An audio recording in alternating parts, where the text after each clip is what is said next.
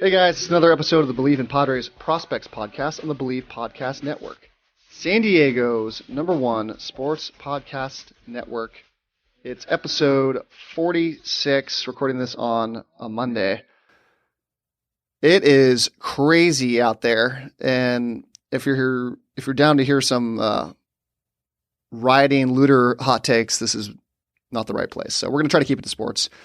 On today's show, we've got special guest from the road, Heath Bell, who's joining us to talk about things going on with baseball, what he's doing with his family right now, some Padres stuff, some prospect stuff, just getting his thoughts and feelings about the current climate with the owners and the Players Association, and then a little bit of nonsense, some of his memories from his time playing with the Padres, some old stories that he can share. We'll try to get him back on in the future and get some more, because I was sensing he had some things that he wanted to share but was kind of afraid to, because he didn't know the context of the show maybe, and what he's allowed to share on podcasts and who's going to throw under the bus or something. But it's all in the past. I think we can warm up a little bit more and squeeze some good stuff out of him in the future. But he's a great guest. Loved having Heath on.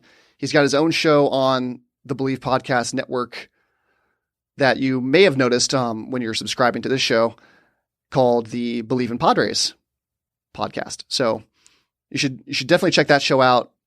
All about Heath and his time with the Padres, and then his thoughts and feelings about what's going on with the Padres now and other players around the league, bringing in lots of former Padre guests to talk to. It's a good show. So encourage you guys to all listen to that and subscribe, as well as subscribe and listen to this show. So today, that's what we're doing. We're just talking to Heath, and then we're going to get out of here. So before we get into that, we're going to do our ad for Bet Online.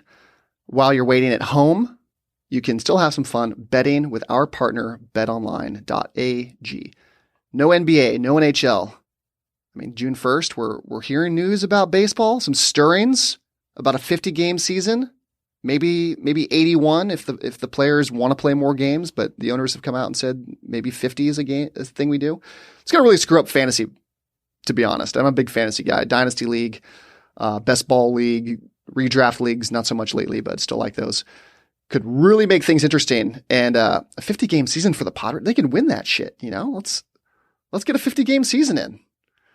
Bet Online. Get back to the ad. Still has hundreds of games, events, and sports to wager on. So NASCAR, Madden, NBA 2K simulations, UFC, online casino with poker and blackjack. And then don't forget about Japanese, Taiwanese, and the Korean baseball leagues all playing. So you can gamble the shit out of those things.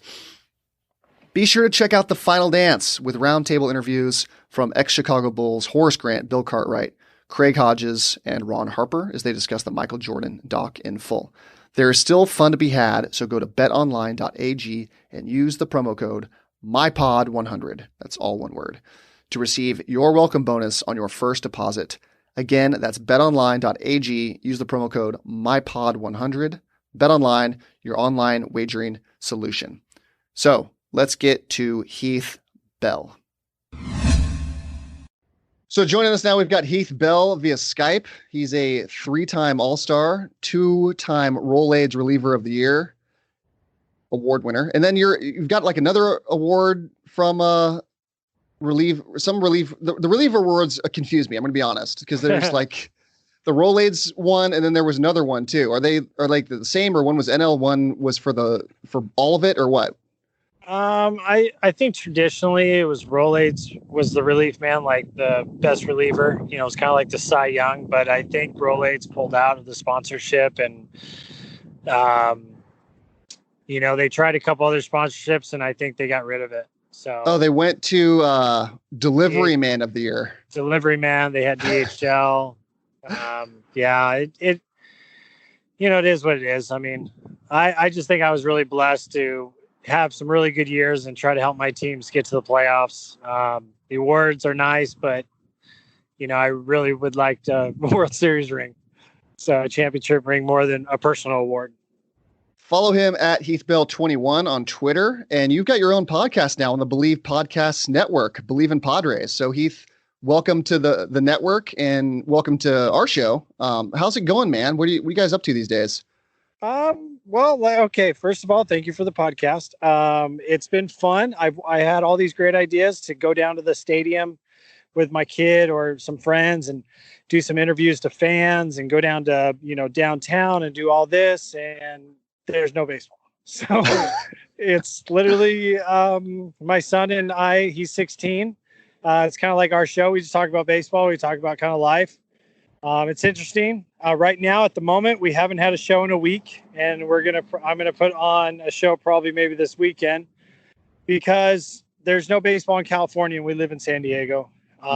But Texas is wide open, and they're starting to play some baseball games. And my son's a sophomore, didn't get to play his season, and so I drove the RV out here with him, and we're out here at an RV spot playing baseball for the summer.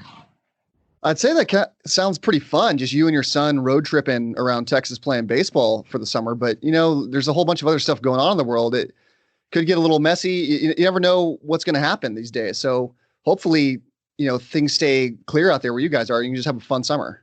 Yeah, we're outside of Austin. We're not downtown anywhere. We're in a small town, Cedar Park. So that's kind of our base place. And we're not going to be playing tournaments until the tournaments open up in July. So it's it'll be fine. It's just one of those things that, I know that, we've had a virus going on, and then is the virus really, really bad, or is it just kind of bad?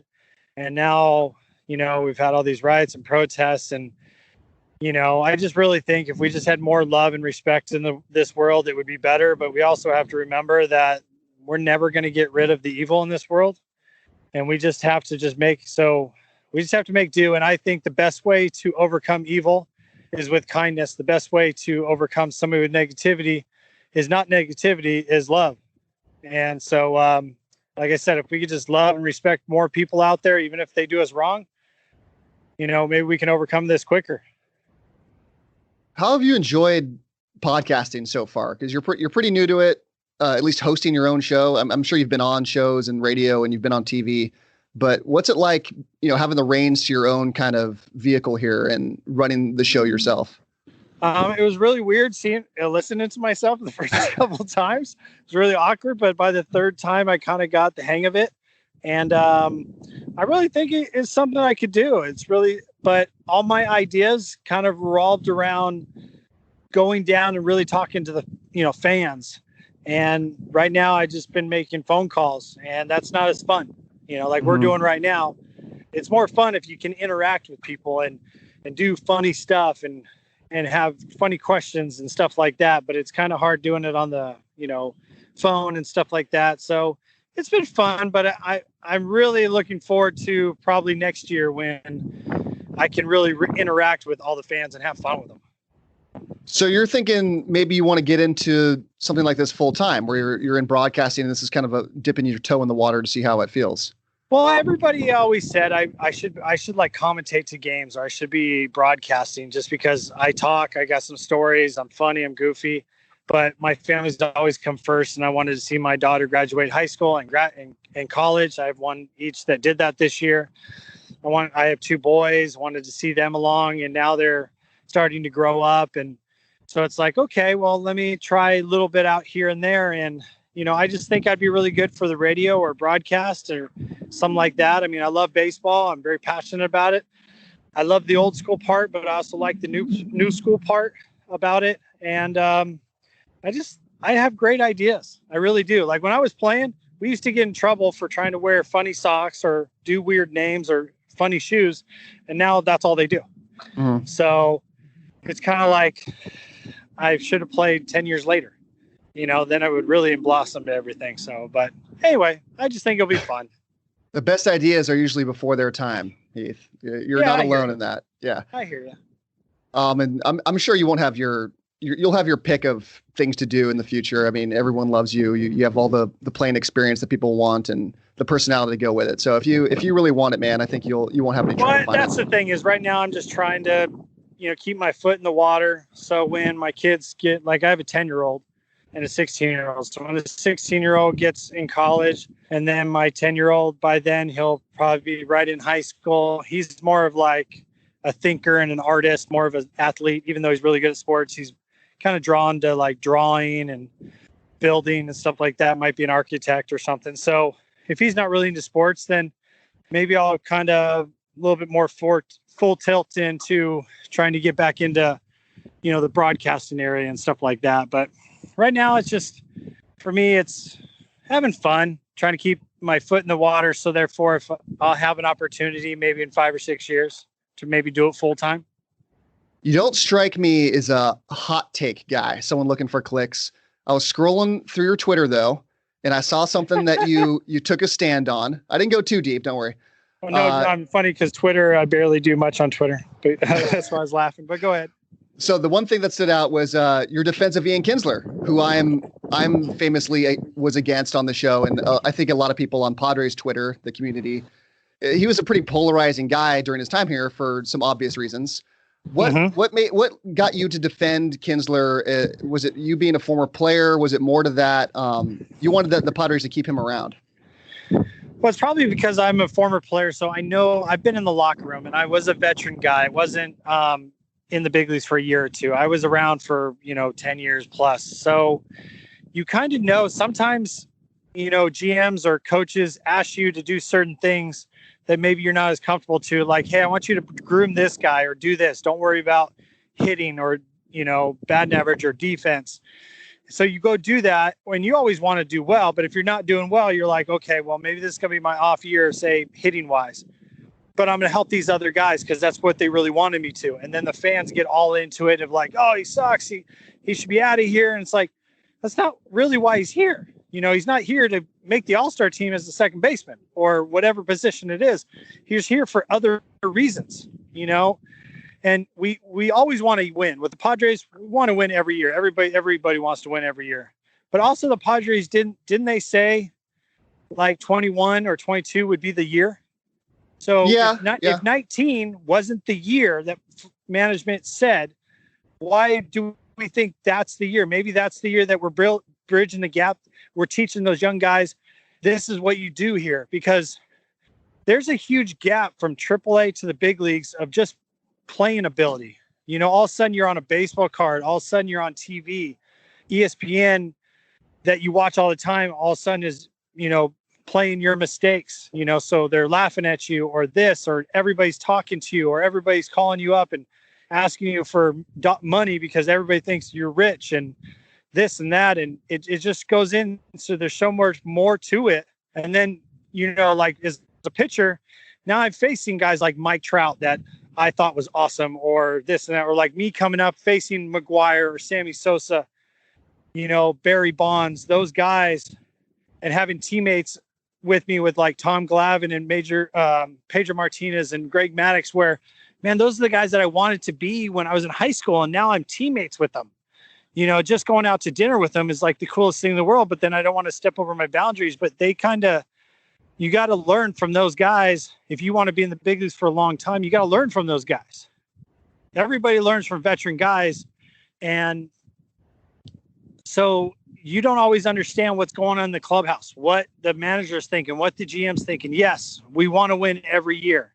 But my thing is, if I was managing the team or if I was running the team as a GM, I would look and say, look, okay, where have we gone wrong? As a team wise, we haven't been 500. So let's get to 500. Then let's go for the division.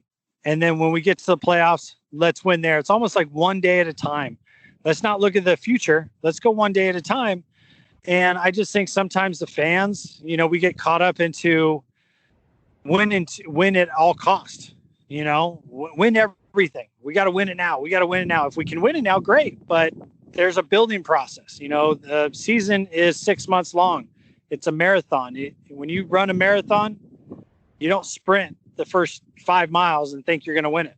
You're going to burn yourself out. So, it's one of those things. There's a lot more to it. And Ian Kinsler is everything I've ever heard. And I've met him once or twice, but never really have a full conversation. Just, how you doing? You're pretty awesome. Hey, Heath, you're awesome too. He was always a good guy, and I've never heard anything really bad about him in Texas or in Detroit. So it was, it's the guy that was struggling a little bit, but he was probably there for a purpose. And unfortunately, the fans, weren't too happy with that. Yeah, and I think that stemmed from a couple of different things. One being, I think a lot of fans wanted to see what Luis Arias could do, and that was his chance kind of to play. And then Kinsler comes in, and they're why are we bringing in Kinsler when we have Luis Arias and maybe Ty France? And then I think things boiled over when he threw the double birds up after a home run and yelled out, bleep you to the fans. And I don't know, maybe we couldn't understand what that was all about because, we're sitting in the stands and he's in the dugout and we don't understand everything going on. Oh, I know. There's a lot to it, but people have to realize that everybody's human. Everybody's trying to do their best. They're never just whatever. And if you believe in that team and that team does something, don't get mad at that guy. Get mad at the guy that signed him. Mm-hmm. But we didn't do that. We got mad at that guy. It's a good point. Yeah. Have you been observing? I'm sure. I mean, it's hard not to observing what's going on with the players' union and the MLB owners. And have you been able to stay in contact with any current players who maybe you're giving advice to or just being a sounding board for? It's got to be a really scary time, especially for the younger guys who, there's news every day, but who might not have a job this season. Yeah, I've talked to a few guys. The best thing for us as the players is to stick together. Unfortunately, there's probably not going to be a season this year. The owners, and the one thing the media is giving players so much slack, but nobody's giving the owners any slack or giving them any, I guess a better word, crap. It's always the players, I think the players just got to stick together. I've told a couple guys that. It's very unfortunate for a lot of the minor league guys. It's really unfortunate for all those guys that possibly were going to be drafted this year, for the juniors and seniors in college or the seniors in high school. Even next year, the draft's going to be shortened. So it's to me, to be honest with you, I really want baseball to start, but I've said this for a while now. It almost seems like the owners are putting enough out there to saying we want a season, but they don't really want a season. Yeah.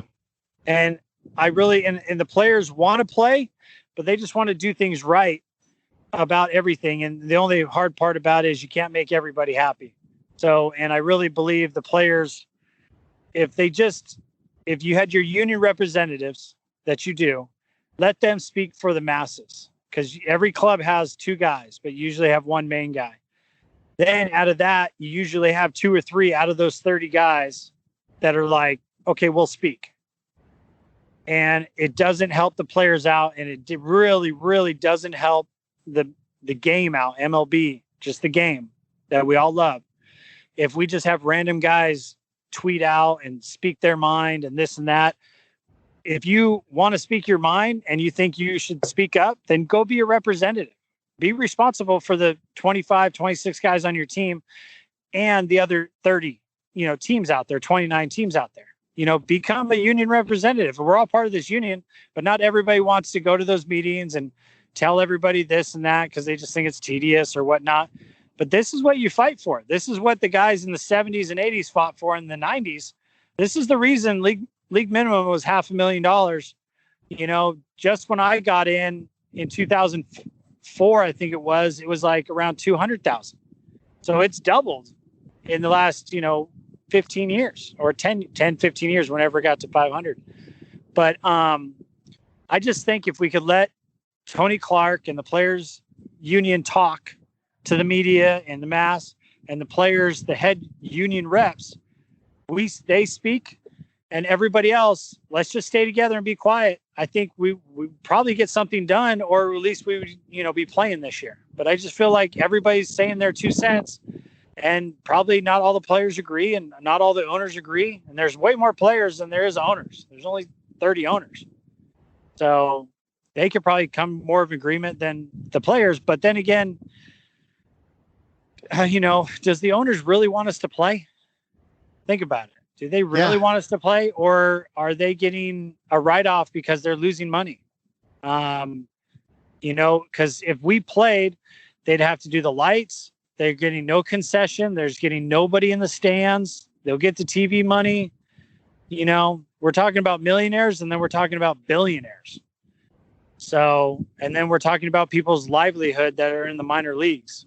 So, and I think it's really horrible that a lot of major league clubs are firing or letting players go that are in the minors, but they have their rights. So they can sign them again in September when they don't have to pay them. And watch, that will probably happen. Yeah, the MLB owners, not just MLB, I guess, just pro sports owners are some of the least transparent group of people on the planet. When we're trying to figure out how to have a season and split revenue and stuff, and they're not telling anyone anything. They're just trying to win the PR war right now, it seems like. And unfortunately for the players, it seems like they are winning the PR war. Well, they're winning the PR war because the owners, you're not hearing 2 or 3 owners speak. You're hitting one, or you're not hearing anything. You're hearing their leader say something, and the players, you're hearing like 20 of them. So, and they're not all saying the exact same thing. And that's the hardest part. Players, we need to stick together. We need to stay together. That's the only way that the union is the best. MLB union is the best in the world, in the whole world, any other union. And the reason is because we stayed together. We stayed together. And with social media now and Twitter and all these different things, your voice can be heard. All you got to do is type a couple things on your phone and hit send. Boom. The whole world hears it. Instead of like you telling a friend that tells a friend that tells a media person. So some of the bright spots we've seen, at least recently, are some teams and players, veteran guys are stepping up to pay their employees who have been struggling the last couple of months without their checks. Like David Price paid $1,000 to minor league guys, and it's one of those things that I'm so happy to see that. I mean, I would love to think that if I was in the boat of those guys, I would do the same, because we all know what it was like to be in the minor leagues. I spent 8 years down there, so you make nothing. And I had 3 kids when I was in the minor leagues, so you just they're living at home, chasing the dream that we're all living. And if we can just we'll spend, if us millionaires, we just spent a couple like $100,000, it would make a difference. Even if $1,000 isn't much, it would definitely make a difference to those guys. Yeah, for sure. Since those guys, are the guys in low A rookie ball, they maybe a couple of them signed, big signing bonuses when they got drafted or signed out of international. It's really only 1 or 2 guys on a team. Yeah, it's not many. Yeah. So do you think there's anything that this pandemic strike, I guess we'll call it, or this delay of the season could have value long term if, the owners and players can get a few things done? One being, do you think there's more players can do to help their coworkers? So the guys that make $30-40 million a season, who are the top 1%, is it maybe going through ownership? Is it doing something with the union? Is refusing to play this year not an option to maybe shine a spotlight on some of the injustices with the minor leaguers who are just getting, a lot of them are just getting cut straight out right now. And then their rights are being totally revoked. They have a contract, but they're not being paid, and they can't go work somewhere else. Yeah, so this is the one thing I wanted to say to that. There's a minor league union, and we always joked, what union? We have no rights down here. There's actually a minor league baseball union, but it's nothing. I mean, we have to pay union dues to the minor leagues, and there's nothing. So I think what players should do is get with the Players Association and say, look, let's try to make the season happen, but also let's think about the minor leaguers. Not think about the guy that just got called up. That's a major leaguer that's going to be there this year because he's getting service time this year, hopefully. It's about the minor league guys, the guys that haven't made it yet, the guys that are not on the 40-man roster, the guys that are struggling. How can we help them out? That's where I think the best thing would happen for the minor league guys. And the owners aren't doing it, for the simple fact is the owners are cutting them now so they can save a couple, like $1 million here or $2 million, even though they have billions of dollars. And I understand saving money, but at the end of the day, if you can just do the right thing, have more respect for guys, because in the long term, it will pan out. If you were an owner, like let's just say, actually, I'm not going to say a team because I don't want to throw anybody in the bus. But if you were an owner of a baseball team and you just came out and said, you know what, I'm going to pay all the minor leaguers, major leaguers, we're going to deal with that. Minor leaguers, I'm going to pay half your salary this year. Boom, done. A lot of people would want to play for that guy, that team, because they're doing the right thing. It's plain and simple. I'll throw a team under the bus. The Oakland A's have been cutting guys left and right. Emily Walden of The Athletic reporting, according to her sources, that the players there are all pissed and that guys are getting cut and they won't pay them, but they're telling them to stick around. Like, how can you have it both ways?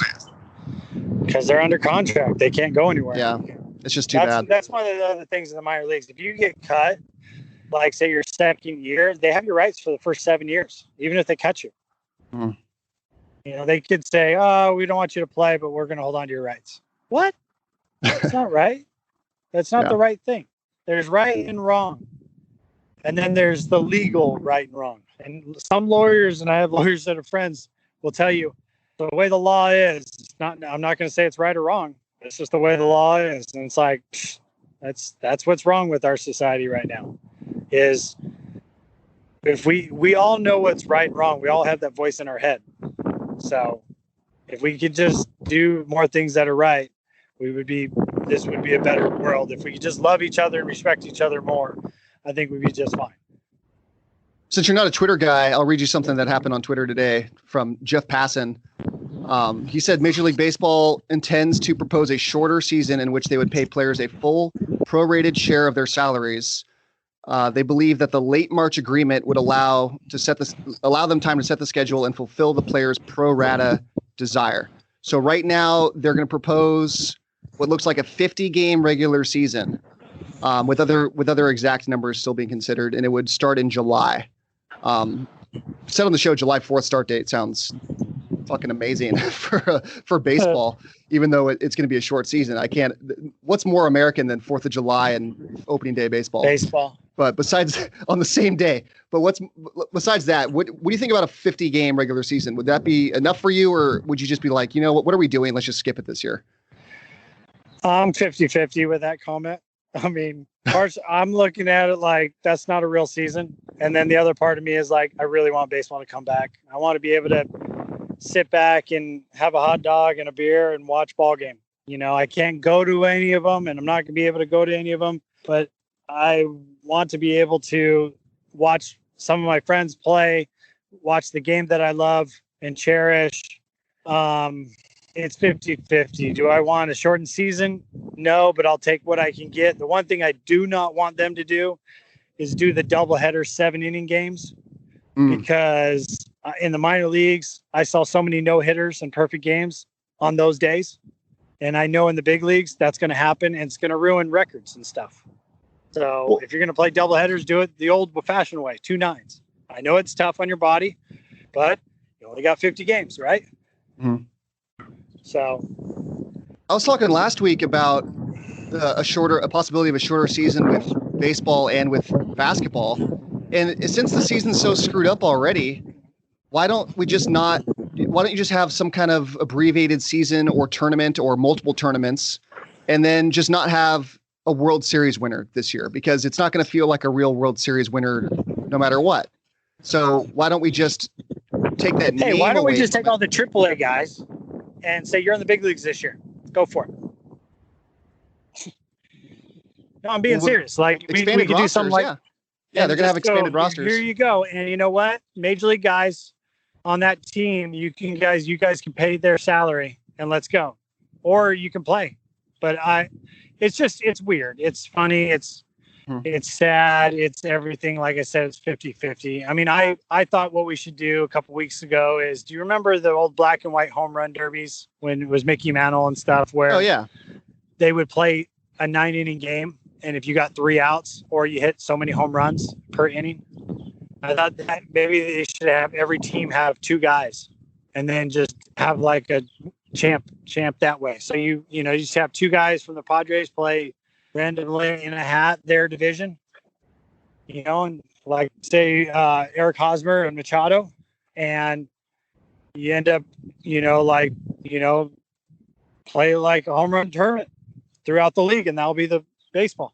I'm in to try some weird stuff. Yeah, I don't care. Play it at like sandlot parks. Play it on the beach. I don't know. Yeah, do something that would be fun and exciting this year. Yeah. Where it's not really baseball, but it is baseball. But also, I don't want like electronic strike zones to carry on to next year. I don't want them to prorate guys' contracts for next year. Where if next year we have a full season, somebody gets hurt and only plays 20 games, they only get paid for 20 games. I don't want that. Yeah. You don't.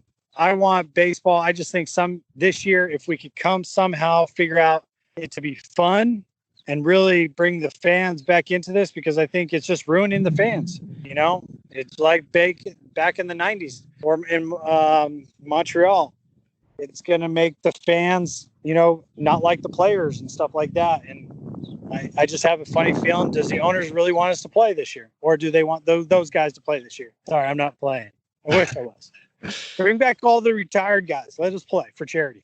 I would watch the hell out of that. Just the 2006 Padres or 2007 Padres, bring them out and get you guys all in uniform and on the field. I think everybody would watch that. Yeah. I watched Tom Brady and Peyton Manning golf the other day. I can watch you pitch to Adrian Gonzalez. Oh yeah, totally. I could watch that too. You want to get into some lighter stuff now? Are we done with the heavy stuff? Sure. So the Padres have had really good bullpens as far back as I can remember, since they moved into Petco at least, or since Hoffman, I guess, going even further back. Go from Hoffman, going like guys like Scott Limebrink, Mike Adams, Kirby Yates. Do you see any similarities between you and Yates? What do you like most about him? To be honest with you, it's not what you're going to think. Oh, okay. Can't wait for this. I played with his brother, Tyler. So I remember Kirby when he was young. So I just think it's awesome that he's in the big leagues and he's doing so well. Played with him in Tampa a little bit when I was with Tampa. But I think it's awesome. It's almost like one of my good friends' younger brother that's dominating and becoming awesome. And it's great. It's almost like your younger brother just dominating. Mm-hmm. So that's what I love about him. But I see he's a lot like me, as in I think he got some opportunities, but he didn't get really an opportunity to shine. And then in San Diego, he did.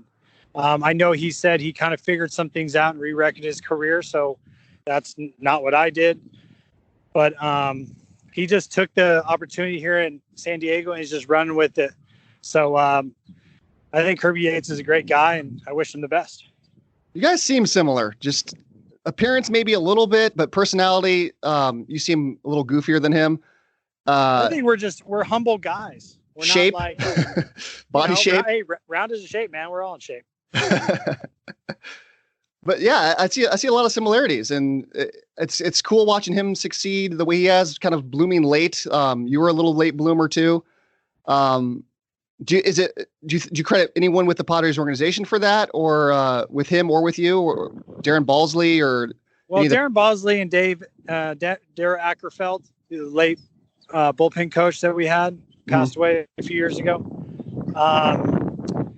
They just gave me the confidence. Like when I was with the Mets organization, it was literally like, if you're going to give up a run, we're going to send you out.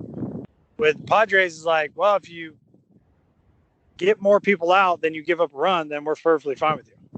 You know, Bud Black was a huge thing. Bud Black called me.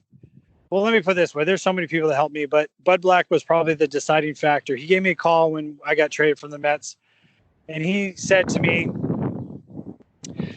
you know, you pitched in 35 games last year with the Mets in the big leagues, and 5 of them you gave up runs and 30 you didn't.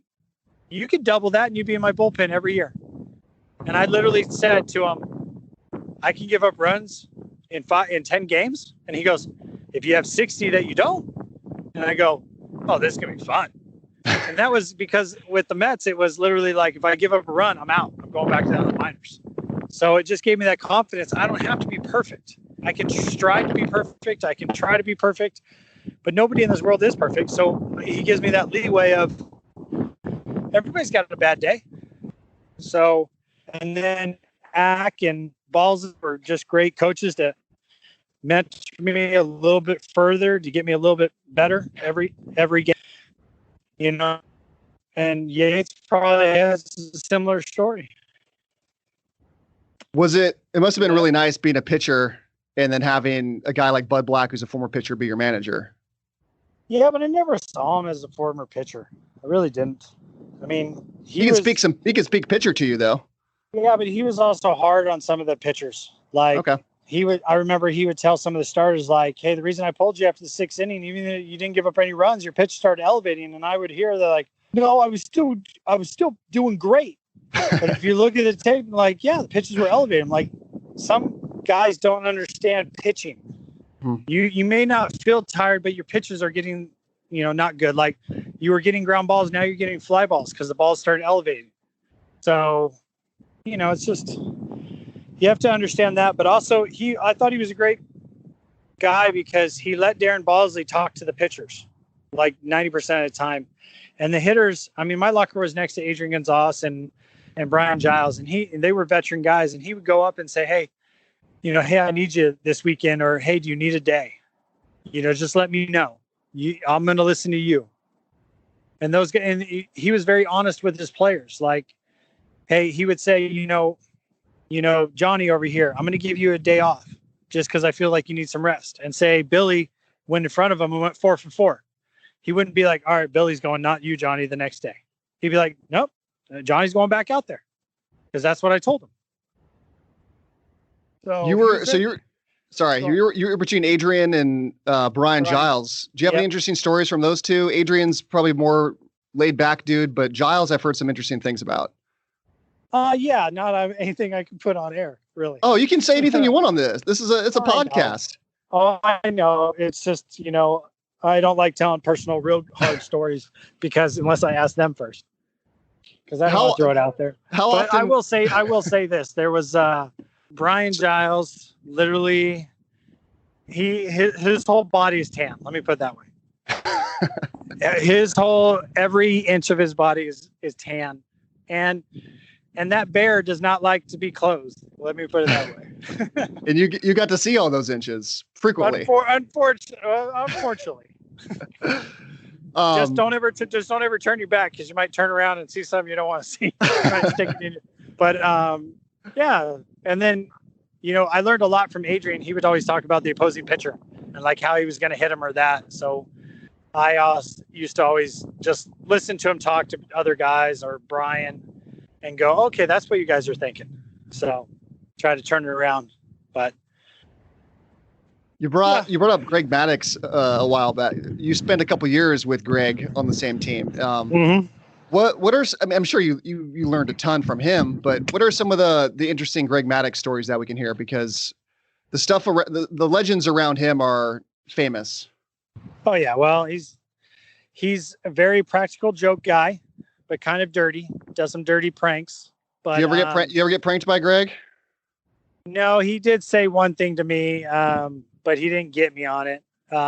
Cause he was always trying to catch people on some like he'd be like, hey, I went, Heath, I heard you know how to bowl. Cause my wife is ex-professional bowler. And I said, yeah. He goes, hey, I bowled 300 last night and won. And somebody in the locker room, and I went, okay. And somebody in the locker room goes, you can't bowl 301. And because I already heard that joke, and he's like, you idiot, I won the game. I bowled 301. At least Heath over here he knew about it. So he's got some dad jokes too. It's some dad jokes, but he also, he's got some stories that I would love to say. And I know I could say it on a podcast, but I don't want to say certain things. But yeah. I'll give you one thing. So in spring training, you guys we're always hot and sweaty and this and that. And Greg likes to play golf. So what he'd do is he would strip down, not take a shower, maybe wipe his body. I won't get that graphic. Wipe his body with his clothes, throw in the laundry, put his regular clothes on, and start leaving. And the clubhouse guys would be like, "Dude, Greg, you're not gonna take a shower." He's like, "I'm gonna go play 40 rounds of golf. I'm gonna go sweat out there. Why should I clean up to go sweat?" And it was almost like some of the things he would say would make a whole lot of sense, even though it was kind of dirty and disgusting. You're kind of like, it kind of makes sense. Sounds like an eccentric pitching genius. Does things really unorthodox. Or like, you wear shower shoes in the shower room. Yeah. He didn't. Just going for it. Well, he just said, well, everybody wears shower shoes. You pee on the floor. It's sterile. And then they always wash the floor. This is the safest place to be barefoot. And it was like, if you really thought about it, it's kind of true. I wonder if there's science to back that up. I have to Google some things. I don't know, but they called him a professor. I mean, some of the stuff was dirty, but if you really thought about it, it makes sense. You know? So, yeah, he would do some things like that. Or like we're at dinner and somebody signed a contract. The tradition is the veteran guy pays for the dinner for the younger guys. And somebody's like, oh, I'll get it. And Greg would always go, oh, thanks. You just get up and leave. Where some guys like, oh, no, let's split it or something like that. He'd just be like, all right, thanks. He's like, never offer to pay because I'll say, go ahead and leave. He would just get up from his table and just see ya. So, but it made a lot of sense. But he was one of the most genuine, down-to-earth guys that did some things like this that you would kind of turn your head. But if you really thought about it, you're like, no, I agree, man. I totally agree. Why not? Making a lot of sense right now. I got to be honest. Yeah. But I mean, he always paid for a meal unless you offered, then be like, see ya. Yeah. Hey, you offered, man. Exactly. That was it. If you offered, then you do it. I respect that. So we'll get you out of here on this, taking up a lot of your time today. So the Padres' new uniforms, the home whites, the road grays, or the browns, which one got you going the most? Browns, because when we had throwback Browns, it was awesome because I remember seeing video. I never got to see Randy Jones pitch in person, but I always liked watching him pitch in that era, and it was awesome. I love the gold and brown. So you're happy they're back too, like everybody else? Totally happy. I love how they're a little bit different. I love the sand color, even though a lot of people didn't like it when I was with the Padres. It was like the San Francisco Giants. Their white is off-white, so when you see on TV, you know it's that team. So the Padres, even though I know a lot of fans didn't like the sand color, my wife especially, you knew that was our team. Yeah. So I love how it's brown and gold and it's different than everybody else. And when you see it on TV, you see a hat somewhere, you're going to know it's San Diego Padres, even if you don't see the SD. That's what they say. If you can claim a color for your brand and that color is strictly yours and no one else's, then you should always do it, even if it's brown. It's like the pinstripes. Yeah. Pinstripes is Yankee. And even if it's not a Yankee jersey, you think of Yankees. Well, maybe the brown and gold won't be the Padres jersey, but you see brown and gold and you'll be like, dude, that's Padres. So pinstripes you're not totally sold on, the new pinstripes? No, I like the pinstripes, but I love if you incorporate the brown and gold into it. Yeah. Yeah, I'm with you. I love the new uniforms too. I'm glad they went back to brown. It's long overdue. They should have done it a while ago. Let's be unique and let's be ourselves. Exactly. Oakland's pretty much done the same thing forever. Doesn't matter if we have the same uniform ever. Yankees have. Make it ours and just own it. Well said. Heath, thank you so much for coming on. We'll let you get out of here. Appreciate you making time for some nonsense, some serious stuff. And I think a lot of people need the distraction right now. So appreciate you coming definitely. on. And bring me on if baseball comes back. And hey, if there's baseball, as soon as we get fans, especially next year, look for me out there because I'll be doing a podcast, messing around with everybody. I want my podcast to be like community fan oriented. Will do, and we're gonna promote the hell out of it on this show. So make sure people listen to both. Yeah, no problem. All right, thanks, Heath. We'll talk to you again later. All right, bye. All right, that was Heath Bell, former Padre great, all-star, good dude, just all around. Loved hearing his opinions and stuff going on. Just preaching peace. I love that. Just a guy who's really down to earth and cares about other people. You can tell he's a very sincere guy. So love him. Go listen to his show. Send him some likes or whatever. Follow him on Twitter. Do what you do as listeners. So we're going to get out of here now. Thank you all for listening. As always, please follow the show's Twitter account at Friar Farmhands. And if you enjoy our show, subscribe, of course, rate, review. We're on all your favorite platforms. Obviously, iTunes, Stitcher, Google Play, TuneIn, Spotify, and iHeart. And you can find us at Believe.com and at Believe Podcasts on Twitter. Please leave comments, questions, concerns, and your rating of the show on all platforms. You've been listening to the Believe in Padres Prospects every other time it happens. podcast on the Believe Podcast Network, San Diego's #1 sports podcast network. I am Ryan Hart. We'll talk to you all again next week. Stay safe out there. Just move on up toward your destination, though you may find from time to time. Trying to get the RV all set up, so it's kind of hard. I can imagine. 3 of us in an RV kind of trying to live, and me trying to do extra things is not. So I'm just like, the extra stuff, I'm like, I'm just holding out for a little bit.